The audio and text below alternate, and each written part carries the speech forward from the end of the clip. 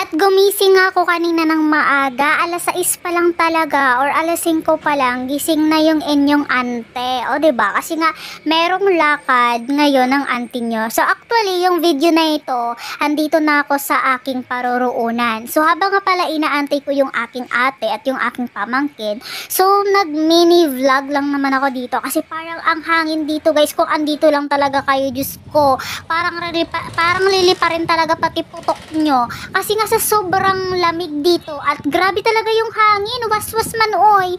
So ayun, hinubad ko nga pala muna yung aking jacket. Syempre ipapakita ko na naman sa inyo tayo yung aking outfit para yung mga basher ko dyan, mamamatay talaga sila. Kasi alam mo yun, nagme-message talaga sila, sobrang dami yung mga nagme-message sa akin na talagang inaaway at tinaaway talaga nila ako. Kumbaga, aalis na daw ako dito sa Pilipinas kasi mukha daw akong dugyot, Pilipina daw ako, so bakit hindi daw ako? Ote, excuse me, ang ganda-ganda ko, diba? So sa mga nagme-message sa akin dyan, huyo kayo sa akin, te. Tingnan nyo naman, diba, ang ganda ko. So ayun nga, at nagsawa na ako sa pag-video, pumunta nga kami muna dito sa 7-Eleven. Yan nga pala yung ate ko, so nagutom nga kami, so kumuha muna sa dyan ng kanyang makakain. At yung binili ko pala sa akin ay bumili ako ng rice tsaka pork. Tapos kasi nga diba, pork is my favorite talaga sa pagkain. Sobrang gana ko kumain talaga. Yun nga lang yung pinagtataka ko, bakit hindi ako tumataba kahit ang dami ko pang kainin, te. So ayun nga, so habang inaantay ko yung ate ko, sabi niya, siya daw magbabayad sa GCash. So, nagkataon naman yung 7-Eleven na ito.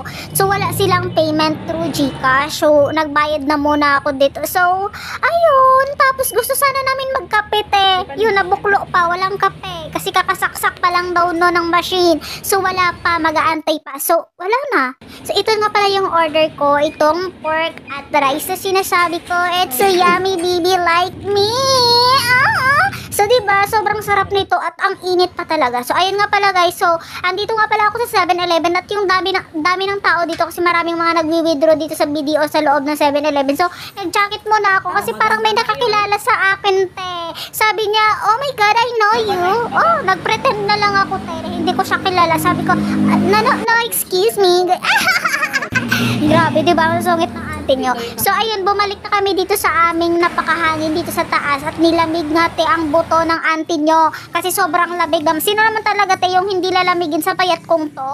So, ayun nga, nag-jacket na rin ako kasi nakapag-video na rin ako kanina at nakapag-selfie na rin ako. Nakita yung aking outfit para talaga yung mamamatay ang mga basher ko, te. Diba? So, hinihingal lang ako dito sa aking pag-voice over. Siyempre, ituloy pa rin natin ito kasi medyo mahaba-haba siya. So, ayun na nga, pagkatapos nga ng isang araw na pag-aantay ko at isang oras, isang araw at isang oras. So, ayun, pagkatapos nga ng 2 oras na pag-aantay, so umuwi na rin kami. So, ayun, bali nga ka pala mga ante, ay nakakar ngayon yung inyong lola. Kasi socialin ngayon eh, diba? Kasi ang ganda-ganda ng kilay ko, tapos mag-jeep lang ako. Ew! Ay! Naku, baka may mainggit na naman dyan, ha? So, ayun, joke lang pala. So, ayun, nakakar nga pala kami dito. Siyempre, sayang yung rejuvenating ko. Tetek, 300 pa naman yun. Tapos, ibibilad mo lang sa init. So, ayun nga, pagkatapos ka ng isang taon, nakarating na kami dito sa bahay. So, pagdating ko nga pala sa bahay, inopen ko yung aking camera. Siyempre, ipapakita ko na naman, te, yung aking outfit sa inyo. Kasi hindi to matatapos yung aking video na hindi nyo nakikita yung aking outfit. Kasi alam nyo, te, naligo pa ako kanina. Tapos, naglagay pa ako ng deodorant para walang putok yan. Tapos, hindi ko lang ipapakita sa inyo. Malamang ipapakita ko sa inyo yan, te. Look at me. Ganyan dapat, te. Tingnan nyo yan, ha. 1, 2, 3, 1, 2, oh, see? Ganda ng transition, diba? So, naka-bis na agad yung auntie nyo.